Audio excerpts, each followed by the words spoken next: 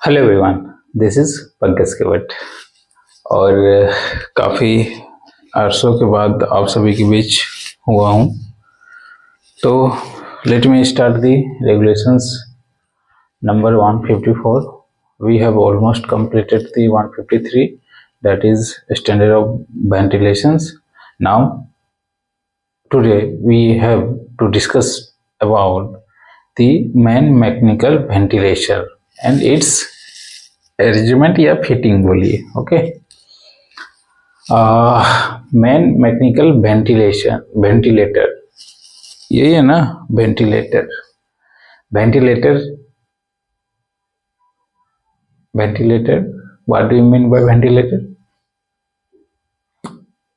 Yes, that is जो आप सोच रहे हैं, घर के ऊपर पे छोटी सी स्पेस जो छोड़ी जाती है, दैट इज वेंटिलेटर। क्या पर्पस होता है? For the flow of air, हवा का आगमन या फिर आवागमन, आना भी जाना भी। ओके, ताकि मॉडरेट इन्वायरमेंट बना रहे। आप अपने घर पे अगर कोई भी वेंटिलेटर नहीं रखते तो आपको एट ए टाइम कभी पता चलेगा, या फिर समर के सीजन में आप देखिएगा कि काफ़ी ह्यूमिडिटीज बढ़ जाती है, रूम की कंडीशंस बहुत हीटिंग होती है और चिड़चिड़ापन लगता है। तो उससे बचाव करने के लिए हम लोग क्या करते हैं, रूम के एकदम टॉप लेयर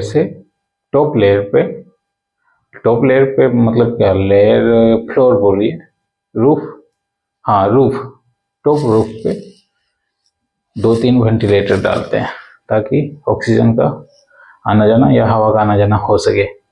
ओके, रात लगभग 12 से प्लस टाइम हो रही है और आंखों में नींद है। आंख भी हमारी अभी से सही से खुल भी नहीं पा रही है। हाँ, मैं दिल्ली से बैक हो चुका हूँ 2-4 दिन तक या समथिंग, कुछ दिनों तक अभी रहूँ यहाँ पे। तो जितने भी सिलेबस कवर हो पा रहा है तो देखता हूँ, और डिप्लोमा की भी आई थिंक बहुत दिनों से हुई नहीं है, और कुछ प्रैक्टिकल वीडियो भी शूट आउट नहीं हुआ है। तो चलेंगे, माइंस में भी चलेंगे, डिप्लोमा को भी देखेंगे।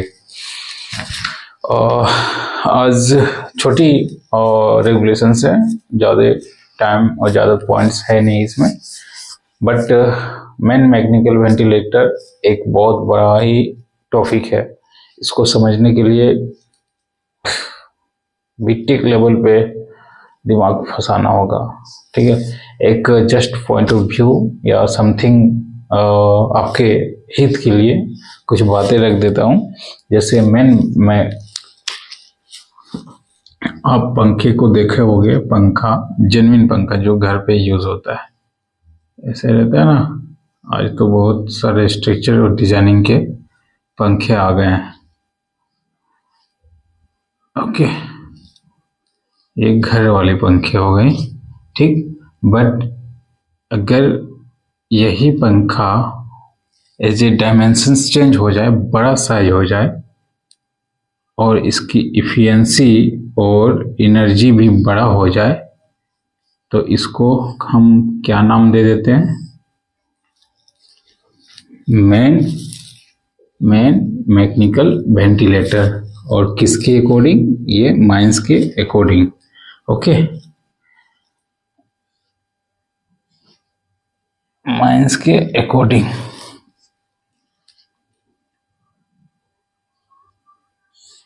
माइंस के अकॉर्डिंग मीन्स क्या? माइनिंग के टर्म में इसे हम लोग मेन मैकेनिकल वेंटिलेशन बोलते हैं। डायना, ये डायना, इसको डायना, DYNA, डायना कितने होते हैं ये आई थिंक मुझे प्रॉपर तरीके से याद नहीं है, बट देखना होगा डायना कितने होते हैं। ओके, हो गई। और इसके लिए पीछे से शाफ्ट होके मोटर लगा हुआ रहता है, बहुत हैवी मोटर।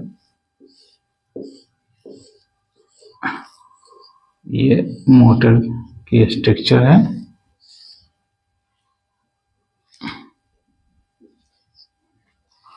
और यहाँ पे आपका स्विच, 2 सर्किट लगे रहते हैं, 2 मेन लाइन्स आते हैं इसमें। अगर आपके पास, जहाँ मैं प्रैक्टिकल ट्रेनिंग किया था वहाँ 2 डिवीज़न की मेन लाइन आई थी। 2 अलग अलग सर्किट भी होते हैं सप्लाई करने के लिए, बताऊंगा किस लिए, अलग अलग रीज़न क्या होते हैं। और ये आपका 3 फेस और 1 is earthing, 3 face and 1 is earthing. Okay, earthing और 3 फेस, अगर आप डीपली जानना चाहेंगे तो मेरे पास टाइम है, मैं बता सकता हूँ अर्थिंग और 3 फेस कहाँ से और कैसे निकलती है, ठीक है। बट फिर वीडियो शॉर्ट में नहीं बन पाएगी, वो लंबी चली जाएगी। ट्रांसफार्मर पूरी टॉपिक पढ़ाना होगा। ओके, तो उसमें ना आके ये आपका 3 मेन लाइन और 1 अर्थिंग, 3 मेन लाइन 1 अर्थिंग। मैं जहाँ प्रैक्टिकल ट्रेनिंग पे था वहाँ पे 2 डिवीज़न की इलेक्ट्रिसिटी सप्लाई थी। पहला DVC, दामोदर वैली कॉरपोरेशन, और सेकेंड वन इज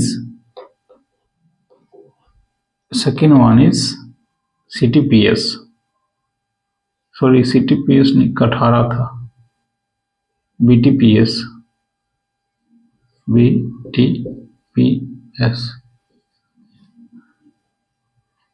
आपके पास अगर हो सकता है और भी हमारे नियरेस्ट तो और भी पावर प्लांट है, जैसे Chandpura thermal power energy, CTPS power station होता है। चंदपुरा थी, DVC थी, BTPS थी, फिर तेनूघाट थर्मल पावर स्टेशन भी था। देन आफ्टर DVC तो हो गया, और समथिंग 4-5 ऐसे पावर स्टेशन थे हमारे। तो नियमता क्या कहता है, रेगुलेशंस, की अगर आपके पास या आपके माइंस में MMV short form, main mechanical ventilation का शॉर्ट फॉर्म MMV है, तो एटलीस्ट आपको 2 पावर सर्किट सप्लाई यूज करना होगा। ओके, इसलिए 2 सर्किट यूज होता है। उसके बाद दोनों सर्किट की अलग अलग इलेक्ट्रिसिटी, और दोनों इलेक्ट्रिसिटी की अलग अलग 2 सर्किट भी होनी चाहिए। ओके, इसके बावजूद भी ये मेन मैकेनिकल वेंटिलेशंस में पंखे की डिजाइनिंग ऐसी होनी चाहिए कि समय या जरूरत पड़ने पर एज ए एग्जॉस्ट का भी काम करे और हवा को खींचने का भी काम करे। खींचना मतलब एब्जॉर्प्शंस नहीं, एग्जॉस्ट और खींचना। ओके, सेंट्रीफ्यूगल और सेंट्रीपिटल समझने के लिए, अगर किचन में आप कभी नोटिस कीजिएगा तो किचन में छोटी सी पंखा एग्जॉस्ट फैन लगाया जाता है, या फिर ऐसे भी जगह पे बहुत सारे बाथरूम में एग्जॉस्ट फैन लगाया जाता है, ताकि बाहर का हवा जो है अंदर लाया जा सके और अंदर का बाहर निकाला जा सके, क्योंकि उसमें स्मेलिंग या समथिंग। ओके, आप समझ रहे हैं वो। तो सेम इट इज यहाँ भी होती है कि MMB का डिजाइनिंग या फिर उनकी ऐसी अरेंजमेंट की जाती है कि जरूरत होने पे अंदर का हवा को हम लोग बाहर कर सके और बाहर का हवा को हम लोग अंदर कर सके, माइंस के अंदर। अच्छा, ये MMB की कुछ पॉइंट्स बातें। अब रहा कि MMB को हम लोग इंस्टॉल कहाँ करेंगे और फिटिंग कैसे करेंगे। ड्राइव मतलब गाड़ी ड्राइव कर रहे हो ना, तो इसको आप प्ले भी कर सकते हो, प्ले चलाना, ये सब ड्राइव को ही वर्ड होता है, ठीक है।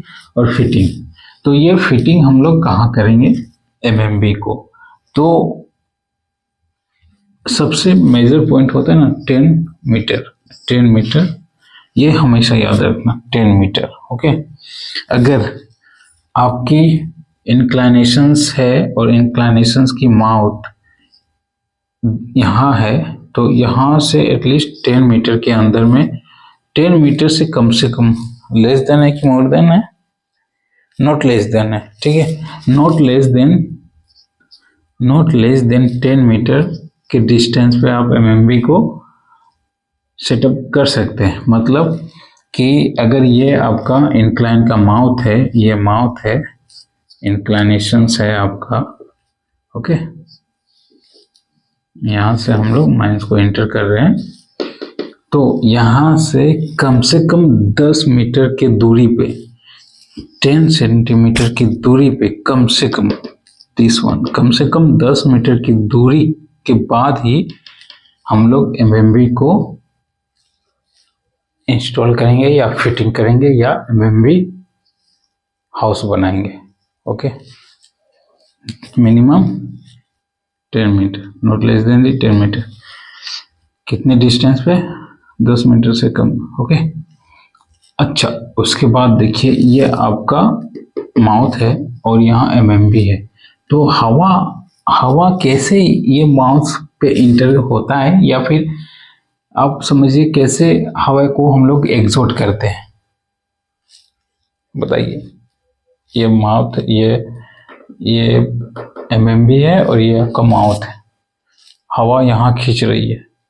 अगर हवा देखिए इसके सेंटर पे आप आइए तो यहाँ हवा, और इसके सेंटर पे आइए तो आप यहाँ हवा है, ठीक है। तो हवा तो एटलीस्ट यहाँ से जानी चाहिए, ओपन इन्वायरमेंट, फ्री इन्वायरमेंट यहाँ से होती है। बट एमएमबी लगाने के बाद क्या होता है कि ये जो हवा है ना, इसके माउथ के सामने वाला हवा को भी हम लोग क्या एग्जॉट खींचते हैं, पंखे एमएमबी के थ्रू से खींचते हैं और माइंस में इंटर करवाते हैं, रेगुलेट करवाते हैं।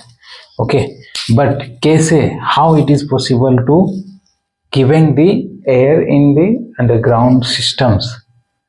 पंखा यहाँ है, हवा आपके पास यहाँ इतना एरिया में है, तो कैसे जाएगा हवा यहाँ से? तो आप ये भी ओपन कंडीशंस में है, ये भी ओपन कंडीशंस में, ऐसे डायरेक्टली थोड़ी ना कि हाँ भाई तुमको खींच रहे हैं, जाओ इधर से घुस जाओ, ऐसे हवा इंटर नहीं ना कर सकता है। तो हवा कैसे इंटर करता है, क्या सिस्टम से? तो भाई साहब सिस्टम्स ये है कि ये अगर आपका एमएमबी हाउस है, ठीक है, मीटर गोजी सब लगा हुआ रहता है, और ये आपका माउथ है, ठीक है। तो माउथ से आप इंटर कर रहे हैं ना, तो हो सकता है आप यहाँ तक आ गए, इस एरिया तक आ गए, पिलर यहाँ बना हुआ है, बनाइए, इस एरिया तक आ गए। ओके, तो एमबीएम इसी के हाउस में एक डक्ट का हम लोग प्लान करते हैं। प्लान क्या, डक्ट बनाते हैं। डक्ट क्या होता है?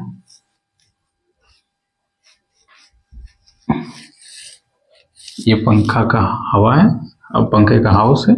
अब यहीं से हम लोग क्या किए कि एक बोरहोल लगाएं, उसमें कोई डायमेंशन मेंटेन है नहीं, तो समझ लीजिए बस एक होल डालें ऐसे और एक होल डालें ऐसे, जिसको हम लोग डक्ट के नाम से जानते हैं, ठीक है।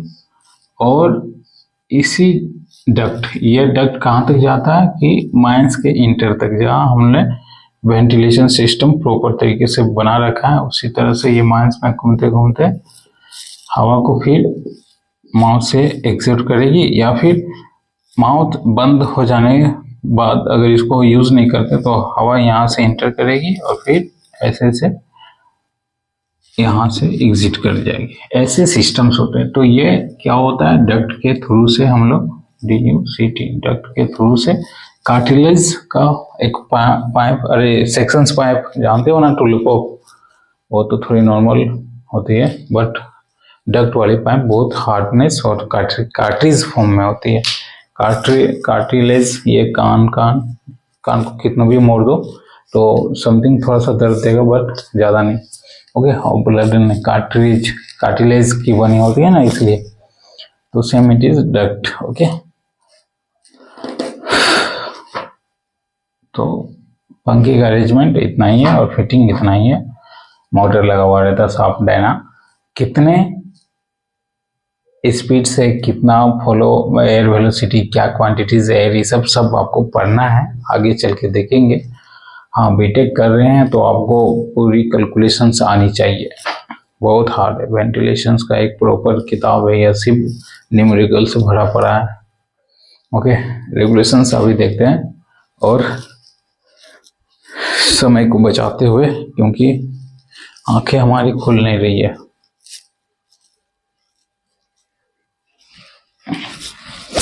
वीडियो भी बहुत दिनों के बाद शूट हो रहा है, तो पता नहीं माइक अगर खराब हुआ या फिर आवाज नहीं आई तो बहुत मेहनत बेकार चला जाएगा। फिर भी अपलोड कर दूंगा मैं। आंखें खुल नहीं रही है। अरे यार रुको, समय ही नहीं मिलता दिन में, कहाँ से करूं। ओके, 154 ये सब हो गई। कम से कम माउस से कम 10 मीटर की दूरी पे होनी चाहिए एमएमबी। और दूसरी पॉइंट क्या थी कि 2 सर्किट होनी चाहिए, अलग अलग सर्किट। उसके बाद एक पॉइंट क्या था कि जो भी आप पावर स्टेशन से यूज करें, कम से कम 2 पावर सप्लाई यूनिट होनी चाहिए। ओके, तो चलिए रेगुलेशंस देखते हैं। Every man mechanical ventilation in a mine shall be capable or producing adequate ventilations to the mine or part thereof shall be installed on the surface at a distance not less than 10 cm from the opening of the shaft or incline at any point. Okay, shaft रहे या incline रहे 10 metre की दूरी पे, ये कम से कम। Okay, अच्छा एक पॉइंट इसमें और मेंटेन किया कि provided that the provisions of sub regulations in so far required from this installations of man mechanical ventilator at a distance not less than 10 metre from the opening of the shaft in और incline shall not be mechanical ventilator installed on the surface before the 24th day of the 1957. Yes, 24th day of the October 1957. मतलब कहता है कि जो कानून बनाए हैं कम से कम 10 मीटर की दूरी पे एमएमबी शिफ्ट होना चाहिए, तो ये कानून 10 अक्टूबर 1957 से पहले जो माइंस चल रही है उसके लिए नहीं है। Okay, then after second point is if electricity is used for driving the mechanical ventilator, electric energy shall be supplied by the drive motor of the ventilator through a separate circuit from the main distribution point of the mine. Okay, ये point आप अच्छे से समझिए। इसमें क्या कहना चाह रहा है रेगुलेशंस कि माइंस में 33.3 kV की एनर्जी या फिर इलेक्ट्रिक सर्किट सप्लाई, ठीक है, 33 kV। हम लोग कितना यूज कर रहे हैं 11 kV, ठीक है। तो 11 kV जो हम लोग यूज कर रहे हैं, तो 11 kV एक सर्किट आई, आपने कहाँ सप्लाई किया, पूरी माइंस में सप्लाई कर दिया। ओके, एक ही सर्किट से। अरे भाई सर्किट समझ रहे हो ना, फिजिक्स। हमारी घर पैरेलल सर्किट में चल रही है। पैरेलल मीन्स और सीरीज मीन्स क्या, कि पैरेलल मीन्स हर एक बल्ब के लिए अलग अलग स्विच है, अलग अलग सप्लाई, ठीक है। और सीरीज में एक ही स्विच में सारे को कनेक्ट, सिखाएंगे बाद में, बताएंगे बाद में। तो 11 kV आई, एक सर्किट हमने बनाया है यहाँ, और पूरी माइंस से रिलेटेड जितने भी है, सरफेस पे लाइटिंग, ऑफिस पे लाइटिंग, माइंस में लाइटिंग या समथिंग, माइंस के अंदर जो SDL या इलेक्ट्रिसिटी से यूज होने वाली जो भी इक्विपमेंट या व्हीकल्स है, उस पर सप्लाई हुई एक सर्किट से 11 kV से, ठीक है। अंदर जाके स्टेबलाइजर TSU ये सब रहता है, वो कंट्रोल करता है कितनों किस जगह पे कितना इलेक्ट्रिसिटी देना, ठीक है। बट यहाँ पॉइंट क्या कह रहा है कि एमएमबी लगी है आपके माइंस में, तो मोटर ड्राइव करने के लिए ये जो 11 kV आई है, आपने जो सर्किट बनाई है, इस सर्किट से आप कनेक्शंस नहीं दे सकते। तो क्या करेंगे सर, तो 11 kV से यहीं से फिर आपको डिवाइड कर देना है लाइन को, इलेक्ट्रिसिटी को डिवाइड कर देना है। और स्पेशल यहाँ 11 kV की जो भी है, आपको एक स्पेशल MMB के लिए सर्किट बनानी है, वो भी दो मेंटेन है, सेपरेट सर्किट। हाँ, 2 मेंटेन नहीं है, 2 वही हो गया, एक इधर माइनस के लिए, एक MMB के लिए। ओके, इसके बाद in every below ground working no two different source of power to the main mechanical ventilation shall be provide. Source of power कितना है, 2 होनी चाहिए MMB के लिए। अगर मेरे पास चंदपुरा से है तो बोकारो से भी हम लेंगे बिजली कनेक्शन। ओके, DVC से है तो हम तेनुघाट से भी लेंगे। 2 सर्किट मिनिमम होनी चाहिए। ऐसा क्यों सर, क्योंकि इलेक्ट्रिसिटी अगर एक बंद हो जाए तो इमरजेंसी के कंडीशंस में दूसरी को यूज़ करें। ओके, और वैसे भी बड़े बड़े फैक्ट्रीज या फिर बड़े बड़े कारखाना, ऑफिस, ऐसा होता है कि इलेक्ट्रिसिटी अगर कट करनी होती है तो पहले इन्फॉर्म किया जाता है कि सर आपकी इलेक्ट्रिसिटी में काट रहा हूँ। तो जो भी मशीनें है, हैवी मशीनें, जिनको आप झटके में नहीं बंद करना चाहते हैं, सिस्टम से बंद करना चाहते हैं, तो प्लीज़ बंद कर दीजिए, मैं इलेक्ट्रिसिटी 10-15 मिनट के बाद काट दूंगा। तो ऑटोमेटिक पता चल जाता है, जब फ़ोन आया ऑफिस में तो चेंज कर दो फेस, या फिर सप्लाई चेंज कर दो। ऐसा भी होता है। ओके, ऐसा हमें कैसे पता, भाई हमारी फैक्ट्री है, हमारी नहीं, हमारे भैया की, जो गांव, अपने नहीं, कॉलोनी के भैया की एक फैक्ट्री है, ठीक है। और झारखंड की बिजली इतनी बदहाल है, बहुत स्थिति खराब है झारखंड की बिजली, जबकि कोयले से ही बिजली बन रही है, ठीक है। यूरेनियम से ही पावर प्लांट बन रहा है। यूरेनियम, भाई यूरेनियम की इतनी एनर्जी देगी कि आप उसको स्टोर करके नहीं रख पाओगे। बट झारखंड में यूरेनियम की कोई पावर प्लांट नहीं है। देश में ऑलमोस्ट 7, 8 या 11 पावर प्लांट है। जब मैं पढ़ रहा था यूरेनियम के बारे में 10, 9, 10 में, तब 3 ही यूरेनियम पावर प्लांट थे, ठीक है। और यूरेनियम का उत्पादक कौन, झारखंड। कहाँ पे, जमशेदपुर, टाटानगर, जासूगोड़ा, पूरी की पूरी उधर की माइंस यूरेनियम की माइंस होती है। उसका रेडिएशंस की वजह से वहाँ की इन्वायरमेंट और लिविंग थिंग्स में भी बहुत, ह्यूमन लाइफ में भी बहुत दिक्कतें आ रही है। आप ओपनली यूरेनियम को एक्सकवेशंस किए, ओपनली आप ट्रक में डाला, और सपोज दैट ट्रक में डाले, और वही ट्रक मूवमेंट ट्रांसपोर्ट में लगी है, कहीं ब्रेक लगा, कहीं दिस डेट हुआ, तो ओवरलोड या समथिंग किसी कारण वही छोटा सा पार्टिकल्स भी नीचे रोड में गिर गया, तो वो तो अपना रेडिएशंस फैलाएगा। तो सेम इट इज, रेडिएशंस की वजह से एनवायरनमेंट वहाँ की बहुत गंदी हो गई है। हमारे लिए जो ऑफर आया था, मैंने मना कर दिया कि भाई जिंदगी रहेगी, कुछ भी करके खा पी लेके जी लेंगे, या अपना योगदान दे देंगे देश में, बट ऐसे डेंजरस जगहों पे काम नहीं करना है। करना है, सेफ्टी दीजिए, प्रॉपर सेफ्टी दीजिए, आप PPE दीजिए, करेंगे।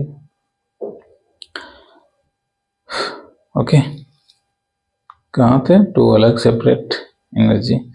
अच्छा हाँ, झारखंड की बिजली के बारे में बात कर रहे थे। इतनी बदहाल है, क्या बोले, यहाँ की कनेक्शंस लेने में भी फट जाती है। जाइए 1 kg पे 7,000 के रेट से आप FD करवाइए।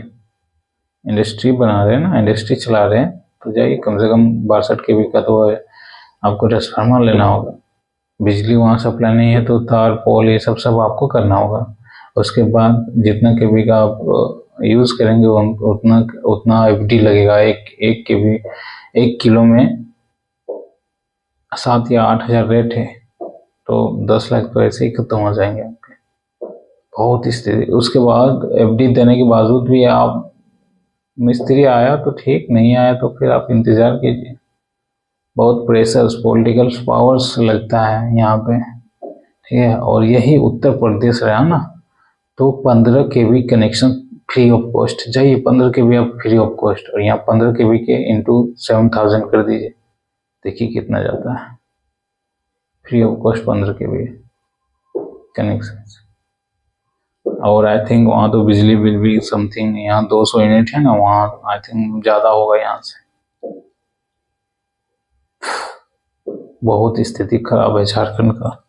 मेट्रो की इतनी इम्पोर्टेंस है आज के टाइम में, समय बचाना, फ्यूल बचाना, इन्वायरमेंट को प्रोटेक्शन करना। सपोज दैट 10 आदमी ऑफिस जा रहे हैं एज ए अपनी पर्सनल कार से, क्या क्या कंज्यूम हुआ वहाँ पे। पहला तो फ्यूल कंज्यूम हुआ, ठीक। दूसरा, फ्यूल से निकलने वाले या कार से निकलने वाले गैसेस से इन्वायरमेंट दूषित हुआ। तीसरा, 10 किलोमीटर चलने के लिए आपको 1 लीटर फ्यूल चाहिए, रिटर्निंग आने के लिए 2, यानी कि आपका जो मनी है, पैसे हैं, वो भी, वेल्थ भी आपका कम होते जा रहा है, ठीक। उसके बावजूद भी अगर आप ट्रैफिक में फंसते हैं तो लेट भी हो रहा है, यानी कि समय, वेल्थ, एनवायरमेंट प्रोटेक्शंस, और first one is fuel consume. 4 चीज बचेंगे। और स्टूडेंट के लाइफ में मेट्रो बहुत ही इम्पोर्टेंट ट्रांसपोर्ट ऑफ मोड है। क्यों? समय बचाते हैं, पैसे बचाते हैं, ओके। अगर बड़े बड़े सिटी जैसे डिस्ट्रिक्ट मान लीजिए धनबाद, रांची, हजारीबाग, बोकारो, गिरिडीह, कोडरमा के लिए ट्रांसपोर्ट सिस्टम है। रेल मेन लाइन जो होती है हावड़ा से दिल्ली सफ़र करने के लिए, या फिर हावड़ा से और आगे बढ़ने के लिए, तो कोडरमा मेन लाइन में है। कोडरमा को टच करने का ज़रूरत भी नहीं, ठीक है। बट धनबाद, बोकारो, गिरिडीह, हजारीबाग जब आप घुस रहे हैं तो रांची घुस रहे हैं, रांची हजारीबाग जाने के टर्म में आप रामगढ़ भी टच हो जाएंगे, ठीक है। तो ये सर्किट अगर मेट्रो मिल जाए तो कितना बेस्ट हो जाएगा हम लोग के लिए। धनबाद में बीटेक कॉलेज ओनली ऑन के पॉलिटेक्निक, के मैनेजमेंट कॉलेज, ओके। वो भी रिसेंटली 2000 मतलब यही रिसेंटली 3-4 साल पहले से लागू हुआ, ठीक। अगर धनबाद का बंदे को बीटेक करना है, एट ए होम, घर पे भी देखना है सब चीज़, तो मेट्रो रहता तो 1 घंटे में रांची यूनिवर्सिटी पहुंच सकता है, उषा मार्टिन पहुंच सकता है बीटेक के लिए, ठीक है। हमें तकलीफ हो रही क्योंकि हमारे पास ट्रांसपोर्ट ऑफ मोड नहीं है, और हमें, ओके। अगर किसी को घर से धनबाद वाले को 12th करना है तो हजारीबाग 1 घंटे में पहुंचा सकता है मेट्रो। बट मैनेजमेंट यहाँ क्या बोलूं, झारखंड, ऐसा कोई शख्स बचा नहीं जिसने झारखंड को लूटा नहीं। शख्स बोल रहा हूँ, सिर्फ नेताओं की नहीं, यहाँ लोगों की भी लूटपाट मची हुई है, समझे। ऐसा कोई शका नहीं जिसने झारखंड को लूटा नहीं, ऐसे नहीं डायलॉग बना हुआ है, ओके। चलिए पॉइंट पे आते हैं। इन every below ground working, 2 different source of power of the manufacturing license shall be provided, 2 different source of power, okay. There shall be provided, maintain and every man mechanical ventilations recording instrument to continuously the registered pressures of the barometer, pressure develop या pressure difference को barometer, और फिर velocity के लिए एमिनोमीटर क्या करता है। बहुत सारे ऐसे इक्विपमेंट है जिनको हम लोग एक दिन क्लास लेंगे, क्या क्या इक्विपमेंट है और किसकी क्या रोल है, कौन क्या करता है, ठीक है। तो कहता है कि जो भी आप डाटा भेज रहे हैं, डाटा मीन्स क्या, हवा, क्वांटिटीज ऑफ एयर भेज रहे हैं माइंस में, तो उसकी सारी रिकॉर्ड आपको मेंटेन करना है। वाटर गोज में क्या है स्थिति है, कैसे क्या है, गर्म हवा जा रही है कि ठंडी हवा जा रही है, सब मेंटेन करके। ओके, रहता है एमएमबी के लिए कलर का स्टाफ ये सब रहता है, इंजीनियर। ओके, एग्जामिन भी होता है, ये सब बताएंगे। अभी आंखों में बहुत नींद है और आंखें हमारी खुल भी नहीं रही है, बट बहुत दिन हो गए, लगभग 10-15 दिन हो गए हैं वीडियो अपलोड नहीं किया हुआ हूँ, और भाई लोग इंतजार में भी होंगे। Okay, now fifth point is every man mechanical ventilation should be designed, installed and maintained. The current of air can be reserved when necessary. हाँ, एग्जॉस्ट वाला काम, रिवर्स नेसेसरीज, इनकी अरेंजमेंट ऐसी होनी चाहिए कि हमें जरूरत पड़े तो हवा को रिवर्स कर सके। अगर हवा को हम लोग खींच रहे हैं तो एग्जॉस्ट भी कर सके, ऐसी अरेंजमेंट। इसके बाद लास्ट पॉइंट इंपॉर्टेंट है, at every shaft of the incline ordinary used for loading और raising of the persons material such as making install there should be provided properly constructed airlock. Airlock समझ रहे हैं ना, airlock समझ रहे हैं, दादी समझ गई, काफी पॉपुलर हो गया ना मेमीज, नहीं लड़की समझ गई, प्यारी समझ गई, सॉरी लड़की नहीं प्यारी समझ गई। ये फिगर को सब खत्म कर दो, ठीक है। अब यहाँ से डक्ट गई है, आपको यहाँ शाफ्ट लगा हुआ है, ठीक है, शाफ्ट, और शाफ्ट से हम लोग डक्ट को नीचे करना होगा, ऊपर से नीचे आ रहे हैं ना, यहाँ से शाफ्ट लगा हुआ, एक शाफ्ट वहाँ से, फिर दूसरी शाफ्ट यहाँ आ गई है, ठीक है। तो डक्ट यहाँ से ऐसे गई शाफ्ट के लाइन में। अब देखो शाफ्ट के लाइन में डक्ट आई,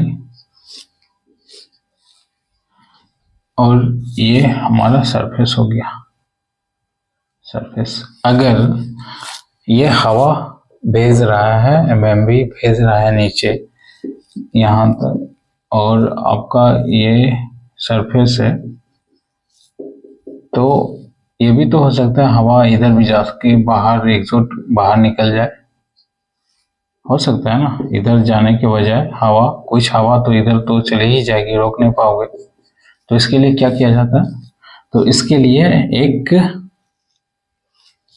स्टील नहीं, रेड भी नहीं, आप क्या बोलेंगे, आयरन प्लेट, जिसको यहाँ पे क्या नाम दिया गया है कि एयरलॉक सिस्टम्स।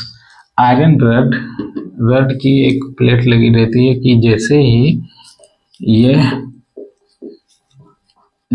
ही ये टोली या केज नीचे आई तो इस तरह की इंटरलॉकेट शाफ्ट लगी हुई रहती है। जैसे ही ये टोली नीचे उतरना चाहे तो ये खुल जाएगा, ओपन हो जाएगा, ठीक है। आयरन की लगी हुई रहती है, ऐसे आ रहा है भाई, ओपन हो जाएगा, और जैसे ही नीचे हो गया तो ये फिर क्लोज हो गया और ये पैक्ड हो गया। तो यहाँ इतना पैक्ड हो गया तो हवा जो यहाँ जा रहा था वो फिर से किधर जाएगा, दिस वन। ओके, तो इसी को एयरलॉक सिस्टम बोला गया, airlock system. Okay, now class is over. यहाँ रेगुलेशन 154 में बस एक ही पॉइंट इंपॉर्टेंट है, not less then the 10 centimetre. Mouth या शाफ्ट से कम 10 मीटर की दूरी पे एमएमबी को फिटिंग करेंगे। ओके, 2 पावर सप्लाई होने चाहिए, इसके लिए अलग सर्किट होनी चाहिए, ना कि माइंस वाले सर्किट में हम लोग नहीं जोड़ सकते, अलग सर्किट होनी चाहिए। और एयरलॉक सिस्टम्स, बाकी तो और कुछ है नहीं। Next regulations, restrictions on the installations of mechanical ventilations below ground। Okay, तो नेक्स्ट रेगुलेशंस अच्छे से देखेंगे। आज की हमें क्लासेस लेना बहुत ज़रूरी था, लगभग 1 या 2 बज रहे होंगे और नींद भी बहुत है। तो वेरी वेरी थैंक यू।